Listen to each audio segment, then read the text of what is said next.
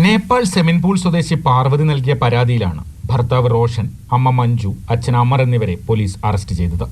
പ്രസവിച്ചതിന്റെ പിറ്റേന്ന് മൂവരും ചേർന്ന കുഞ്ഞിനെ വകവരുത്തിയെന്നായിരുന്നു പരാതി.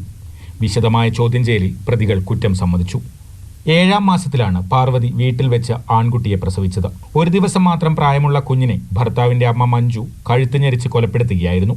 ശേഷം ബാഗിലാക്കി വൈത്തിരിയിലെ ആളൊഴിഞ്ഞ സ്ഥലത്ത് ഉപേക്ഷിച്ചതായാണ് പ്രതികളുടെ മൊഴി.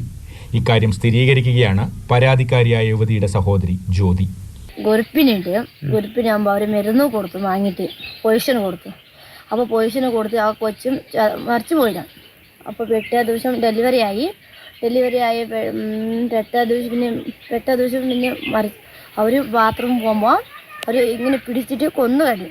എന്നാൽ കുഞ്ഞിന്റെ മൃതദേഹം പോലീസിന് ഇതുവരെ കണ്ടെത്താനായിട്ടില്ല. കഴിഞ്ഞ മെയ് മാസത്തിലായിരുന്നു സംഭവം. തുടർന്ന് നേപ്പാളിലേക്ക് പോയ യുവതി കഴിഞ്ഞ ദിവസമാണ് കൽപ്പറ്റയിൽ തിരിച്ചെത്തി പോലീസിൽ പരാതി നൽകിയത്.